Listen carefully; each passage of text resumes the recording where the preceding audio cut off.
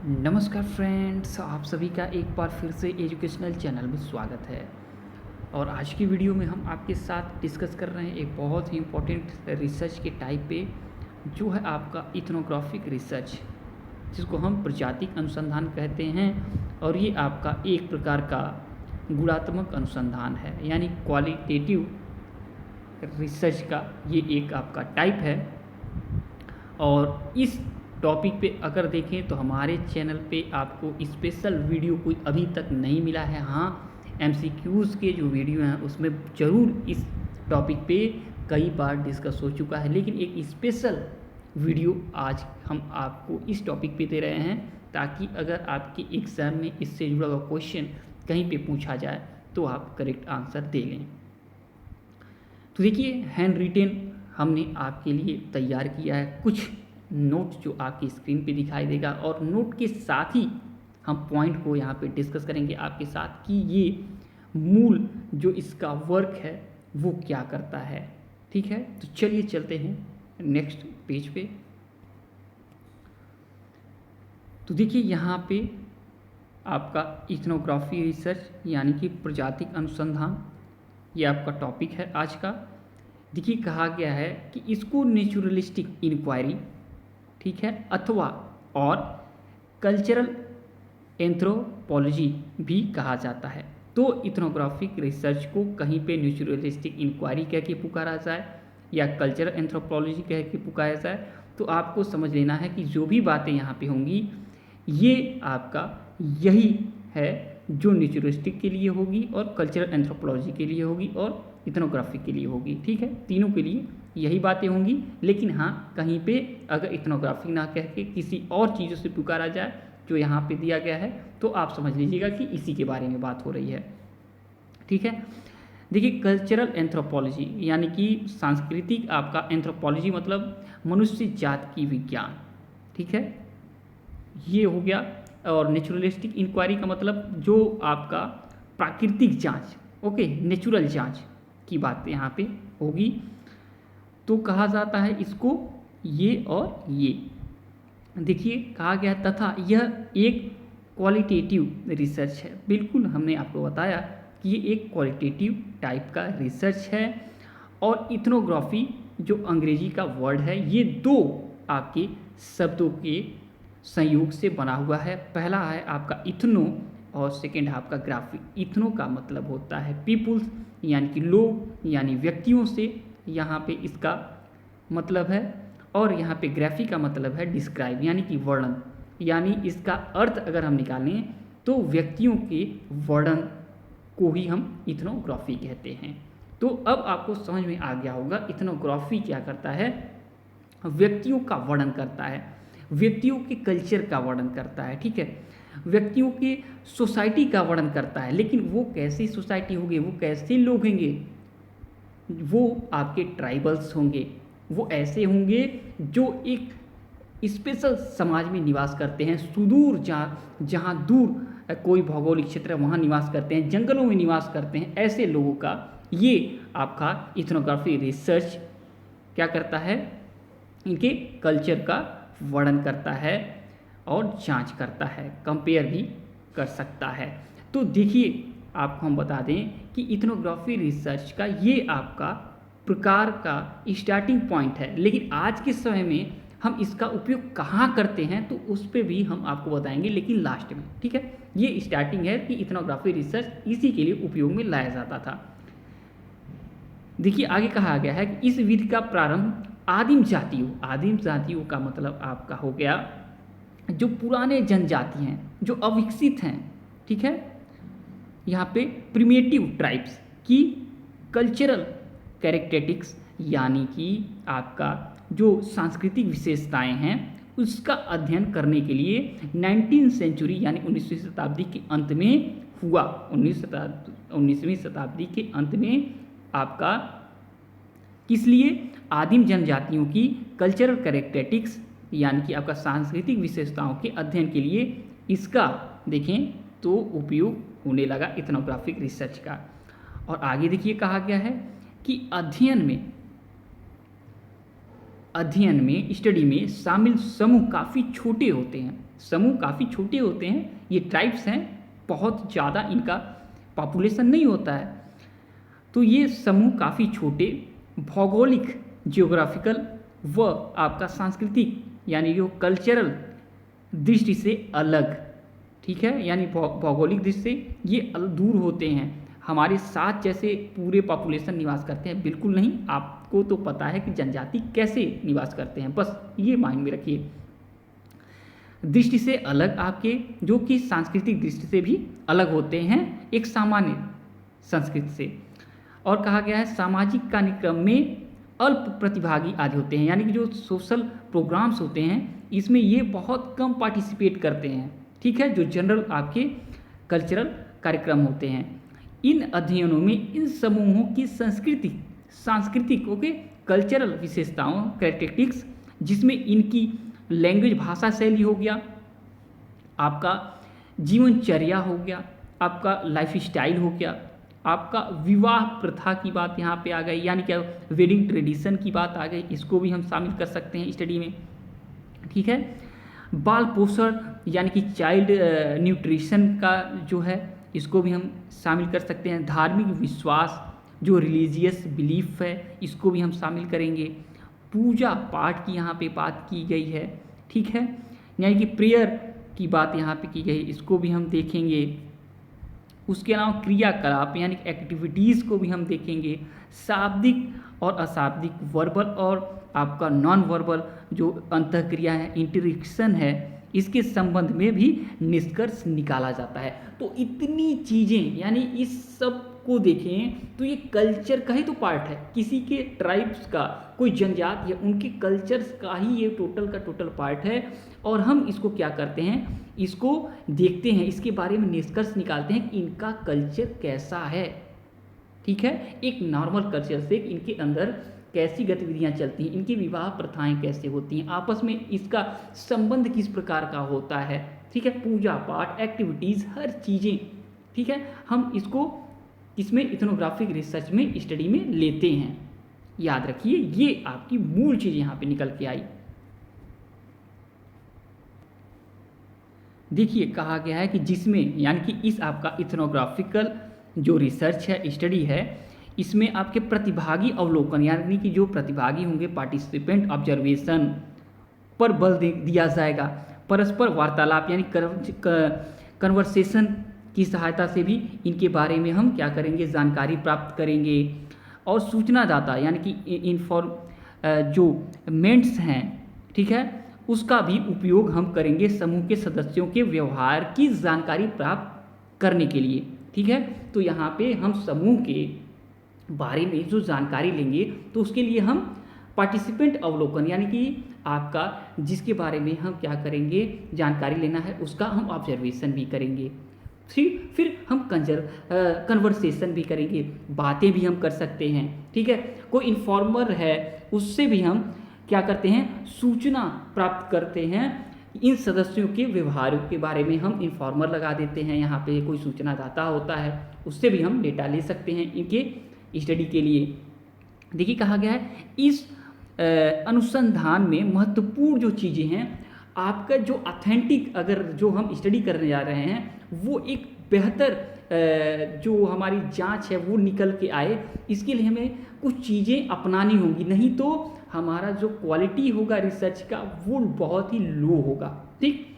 क्योंकि हम बताते हैं जब आप किसी के व्यवहार का अध्ययन करने जाते हैं तो जब तक आप उसके बारे में, बैकग्राउंड के बारे में सही जानकारी नहीं लेंगे, ठीक है, उसके लैंग्वेज के बारे में सही जानकारी आपको प्राप्त नहीं होगा, तब तक आप उससे वार्तालाप नहीं कर पाएंगे, उनसे घुल मिल नहीं पाएंगे। तो आपको उसका लैंग्वेज आना चाहिए, ठीक है। जिस कल्चर में आप जाके, जिस ग्रुप का, जिस ट्राइब्स का आप जाके स्टडी कर रहे हैं, तो उसके लिए आपको क्या करना होता है, उनकी भाषाओं का भी अच्छी जानकारी होना पड़ता है, ठीक। तो यहाँ देखिए आपके लिए लिखे हैं, इस पर हम डिस्कस करते हैं, फिर बातें करते हैं। देखिए अनुसंधानकर्ता को समूह की भाषा का ज्ञान होना चाहिए। जो रिसर्चर है, जो ऑब्जर्वर है, ठीक है, वो समूह की भाषा का उनको नॉलेज होना चाहिए, ठीक। इंपॉर्टेंट जो चीज़ें हैं इसके लिए, इस प्रकार का अनुसंधान के लिए जो इम्पोर्टेंट जो बेसिक पॉइंट है उसको हम यहाँ पे डिस्कस कर रहे हैं। सेकेंड आपका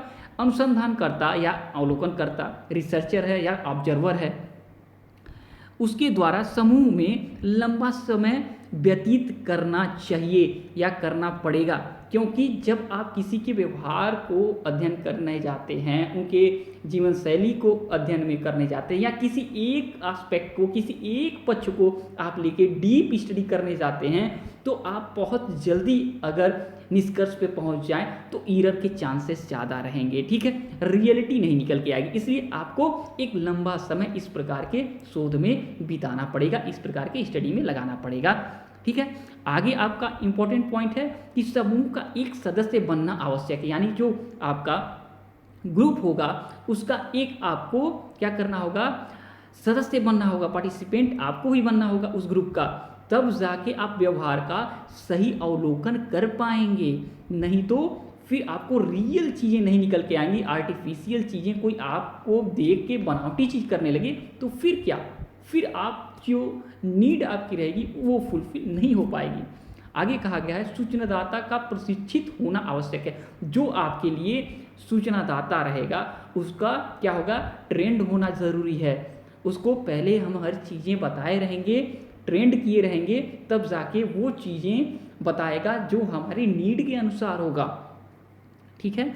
तो ये चीज़ें हैं। आगे चलिए, ये पॉइंट के अलावा अब चलते हैं आगे। देखिए कहा गया अगर इन महत्वपूर्ण बिंदुओं को नज़रअंदाज किया जाएगा तो प्राप्त परिणाम कम विश्वसनीय होंगे, कम रिलायबल होंगे, रिलायबिलिटी उनकी कम होगी और वैध भी कम माना जाएगा, यानी कि वो वैलिड भी नहीं माना जाएगा, ऐसा भी हो सकता है। यह अध्ययन समूह की संपूर्ण जीवन शैली पर केंद्रित हो सकता है। हमने कहा कि जो समूह है उसके total life style, total culture के जो भी पार्ट हैं उस पर क्या हो सकता है, सेंटर्ड हो सकता है, उस पर आधारित हो सकता है स्टडी, ठीक है। या उस संस्कृति का, उसके कल्चर का, कोई ट्राइब्स है उसके संस्कृति के किसी एक पक्ष पे, ठीक है, किसी एक हम एस्पेक्ट पे या पक्ष पे, पार्ट पे हम डीप स्टडी करने के लिए क्या कर सकते हैं, इथनोग्राफिक रिसर्च का उपयोग हम करते हैं। तो ये चीज़ें इंपॉर्टेंट होगी। आगे चलते हैं, अब देखिए आपके लिए क्या क्या, ये देखिए आगे आपके लिए जो हम लाए हैं, देखिए कहा गया है कि यह अध्ययन, यह स्टडी किसी कृत्रिम परिस्थिति में संभव नहीं है, ठीक है। आर्टिफिशियल या आपका जो लैब टाइप में जैसे एक्सपेरिमेंटल रिसर्च होता है, ठीक है, तो ऐसे जगहों में हम ऐसा रिसर्च कभी नहीं कर सकते, क्योंकि हम किसी ट्राइब्स को किसी ऐसे जगह पे लाके हम आर्टिफिशियल अगर देखें तो इन्वायरमेंट बना के हम उसके बारे में नहीं जानकारी प्राप्त कर सकते हैं। अतः इसमें वास्तविक आपका रियल लाइफ सिटिंग, ठीक है, यानी कि स्वाभाविक जो परिस्थिति होगा उसमें हम जाके स्वाभाविक व्यवहार का अध्ययन करेंगे, स्टडी करेंगे और उसका अवलोकन करेंगे, ऑब्जर्वेशन करेंगे, ठीक है। तो जैसे चल रहा है वैसे ही चलने देंगे हम किसी के कल्चर को, किसी के एक्टिविटीज़ को, किसी ट्राइब्स के समूह का जो भी क्रियाकलाप है हम उसमें कोई छेड़ेंगे नहीं, किसी को कोई प्रॉब्लम नहीं देंगे। बस हम आराम से जाके जो भी घटनाएं हो रही हैं, घटित हो रही हैं, उसके बारे में हम जानकारी इकट्ठा करेंगे। आगे देखिए कहा गया है कि परंपरागत मात्रात्मक अनुसंधानों के विपरीत, देखिए जो आपका नॉर्मल आपका क्वांटिटेटिव आपका रिसर्च है उसके उल्टे, ठीक है, यानी कि उसके विपरीत यहाँ बिना किसी परिकल्पना के क्या करना होता है, कार्य प्रारंभ करना होता है, यानी कि आपका स्टडी चालू हो जाएगा, रिसर्च स्टार्ट हो जाएगा।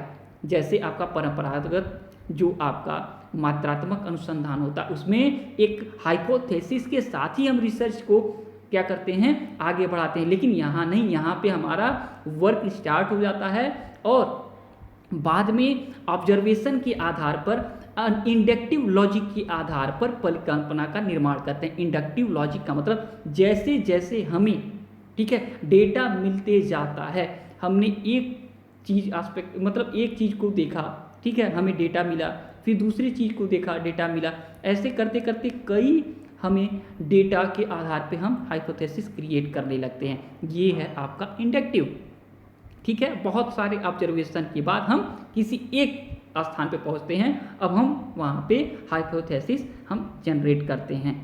तो यहाँ पे आपका हाइपोथेसिस जनरेट बाद में होता है, जैसे आपका स्टडी आगे बढ़ते चला जाता है। और यह परिकल्पना स्थिर प्रकृति की नहीं होती है, यह परिकल्पना आपका ये स्थिर नहीं होती है, ठीक है। ये क्या होती है, फ्लेक्सिबल होती है, डायनेमिज्म होती है, यानी कि गत्यात्मक होती है। ये बनते बिगड़ते आगे बढ़ती रहती है, ठीक है। यानी एक हाइपोथेसिस होगा और जैसे ही हमें नया आंकड़े प्राप्त होंगे, फिर हमारे हाइपोथेसिस को हम हटा के उसको नया डेवलप करके बना लेते हैं। तो जैसे जैसे डेटा मिलते जाएगा हमारा हाइपोथेसिस चेंजेस होता जाएगा, ये भी यहाँ पे संभावना बड़े आराम से रहती है। तो ये आपको याद रखना है कि इस टाइप की रिसर्च में हाइपोथेसिस जो होता है वो फिक्स्ड नहीं रहता, वो डायनेमिक होता है, फ्लेक्सिबल होता है, बदलता ही रहता है जैसे डेटा हमें मिलती रहती है। देखिए कहा गया, अतः आज इससे प्रभावित होकर, यानी कि ये आपका ट्राइब्स पे टोटल चला है, लेकिन इसका ट्राइब्स पे के ऊपर तो हम स्टडी करते हैं, लेकिन हम इसका उपयोग प्रेजेंट में और भी जगहों पे करने लगे हैं। इसका उपयोग, इसकी फ़ायदा को देख के हम और जगहों पे हम इसका उपयोग करते हैं। देखिए आगे कहा गया है कि आज इससे प्रभावित होकर मनोविज्ञान, यानी आपका साइकोलॉजी, समाजशास्त्र यानी सोशियोलॉजी, शिक्षा शास्त्र, एजुकेशन, प्रबंधन शास्त्र के क्षेत्र में इसका उपयोग किया जाता है। कैसे किया जाता है, जैसे छात्र और अध्यापक के संबंध का अध्ययन हमें करना होता है, तो हम इस प्रकार के शोध का उपयोग कर लेते हैं, क्योंकि एक छात्र और शिक्षक के बीच का जो संबंध होगा वो आपका गुणात्मक ही होगा, व्यवहारिक ही होगा। तो उसके व्यवहार का हम क्या करेंगे, ऑब्जर्वेशन कर सकते हैं, ठीक है, अवलोकन कर सकते हैं, और फिर उसके बारे में हम निष्कर्ष प्राप्त कर सकते हैं, ठीक है। महिला शिक्षिकाओं के प्रति दृष्टिकोण, ठीक है, किसका दृष्टिकोण, अदर लोगों का, जैसे कि मेल लोग हैं, ठीक है, उनका दृष्टिकोण क्या है, यहाँ पे इसके बारे में भी हम जानकारी प्राप्त कर सकते हैं। या HIV ग्रस्त बालकों के प्रति व्यवहार, ठीक है। तो यहाँ पे देखिए सभी में आपको दिख रहा होगा कि ये सभी एक तरह से देखें तो व्यवहारों का अध्ययन ही यहाँ पे हो रहा है, ठीक। तो ये आपका लाइव होगा, ना ही आपका आर्टिफिशियल भी नहीं हो सकता है, ठीक है। लाइव सेटिंग में, आपका नेचुरलिस्टिक सेटिंग में ये आपका स्टडी चलेगा, आपको ये ध्यान रखना है। इसके अलावा ऐसा कुछ नहीं है कि हम किसी एक वेरिएबल से दूसरे वेरिएबल को इफेक्टेड करें, ऐसा कुछ यहाँ पे चीज़ें नहीं निकल के आती हैं।